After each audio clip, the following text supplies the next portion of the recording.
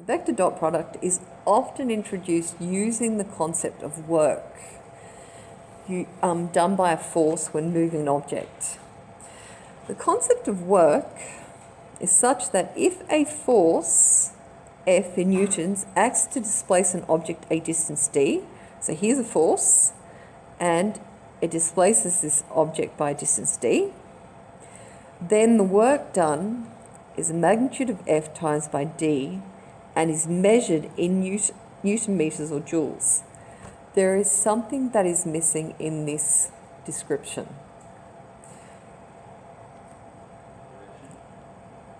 Direction. So what's actually missing in this description? The component of the force in the direction of the displacement. Okay? So if we have straight out a 6 Newton force moves an object 3 meters, then the work done is simply 6 times by 3, which is 18 Newton meter or 18 joules. However, if our force is at an angle, only this component, which is parallel to the direction of displacement, will contribute. So the work in this case is going to be F cos theta times by d. And this is in fact the definition of the dot product.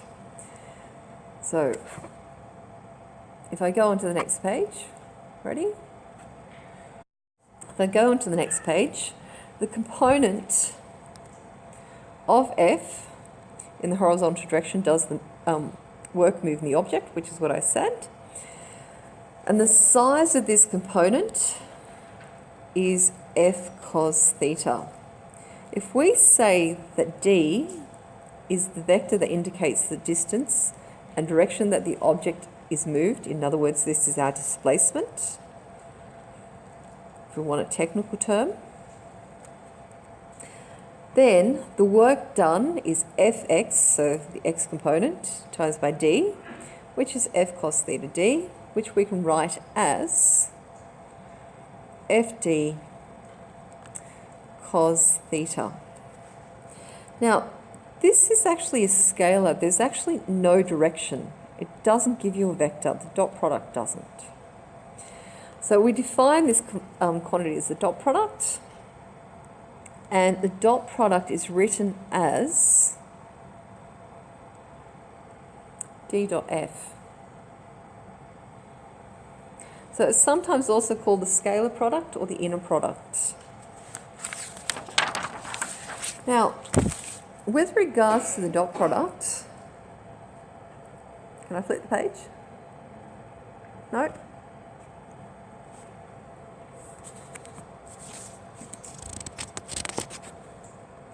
Let's see where I'm up to. Okay.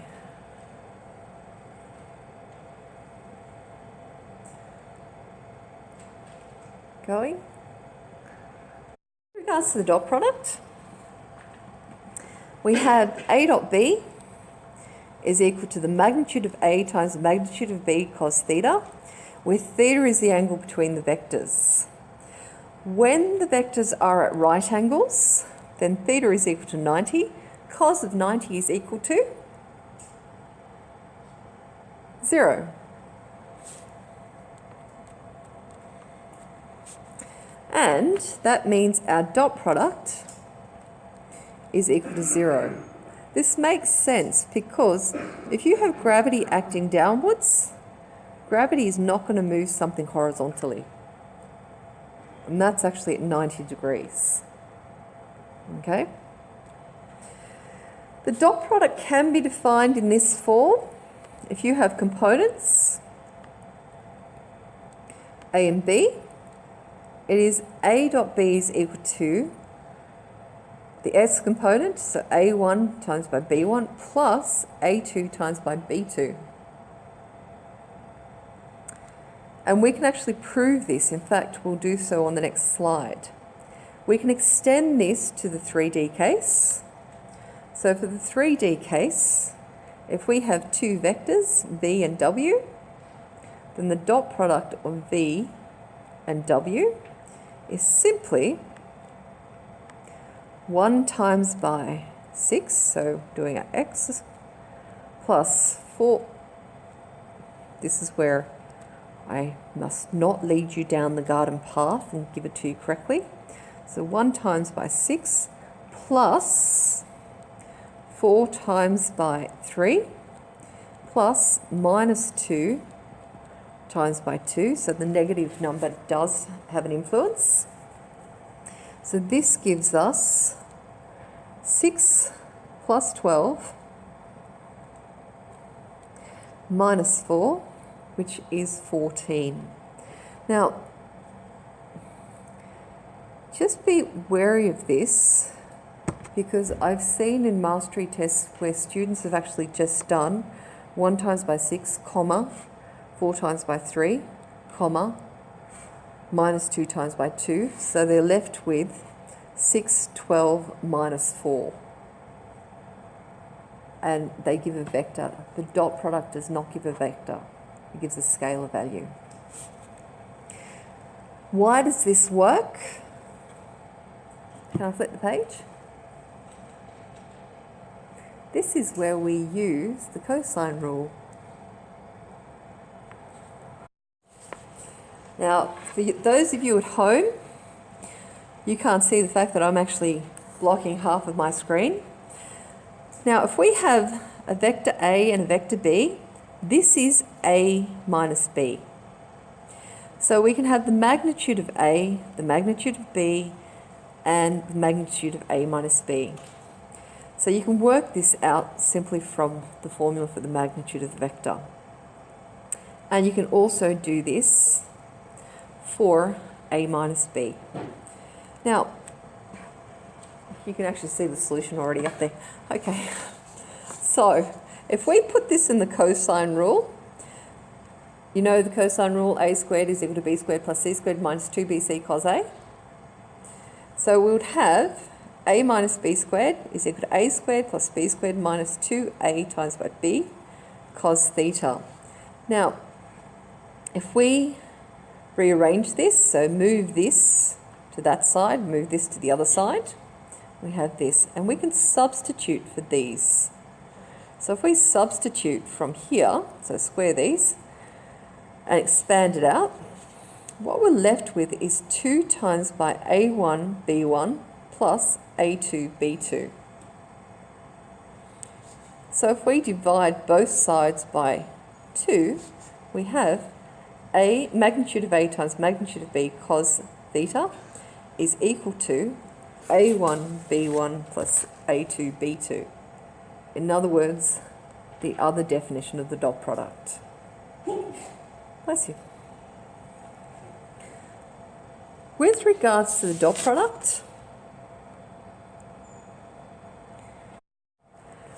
we can conclude that this here is the same as this here, and we can extend this into 3D the same way I did this solution as a1b1 plus a2b2 plus a3b3. As I was saying before, this is just generic. That's your x, y, z.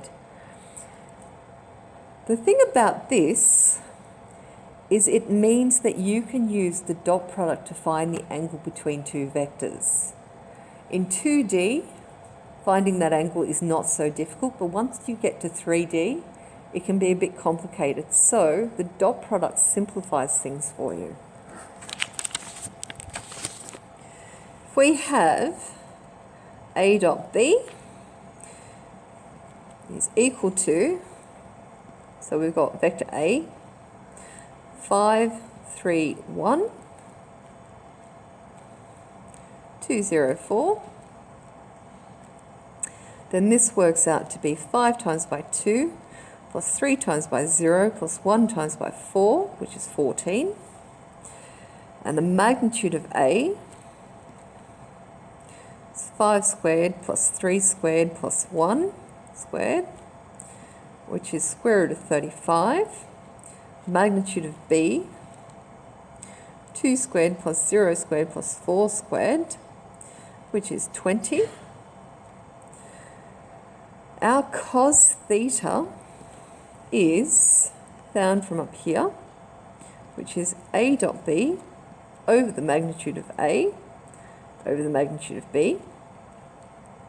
So we have 14 square root of 35 square root of 20, which gives us theta is equal to cos inverse 14 over 35 20, which is approximately 58 degrees. It's just a nice, easy way of finding the angle between two vectors, if the vectors are known. Okay, I have to stop here. So we will continue on with this tomorrow. I don't know how far we're going to get. So what we don't get through this week, I'll actually move to next week, because we now have 3 hours worth of lectures, so I can actually move things slightly, and we have shorter lectures later on anyway. Okay, since we had the projector problem this morning, I might actually include all the problems that I planned, even the ones that I had hoped for you to do at home, in the rest of these recordings, since I'm just recording anyway. Okay, we have a rectangle is twice as high as it is long. So 2a, find both angles between two diagonals that join the corners of the rectangle. So if this was to be an axis x and this was to be the axis y, then we could actually say that this is vector A, and vector A has an x of A and a y of 2a. So our vector is A to A. And for B, well, with B, it's actually going, there's B, and you can see it's actually going minus A, if we take that as 0, 0, and up to A.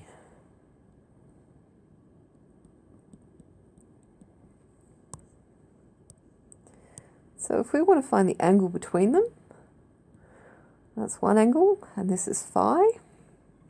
We want to find both angles between the two diagonals that join the corners of the rectangle. What we need is the angle between A and B. I have labelled B there. There's B. So we could use the dot product, which has actually been labelled at the top. So our dot product, A dot B, is equal to A, B, cos theta. So first we need our A dot B. So that's A times by A plus 2A times by minus 2A. So we've got A squared minus 4A squared. Should have been a minus in here. That should have been plus. So minus A squared, so it's 3A squared, like so. And then the magnitude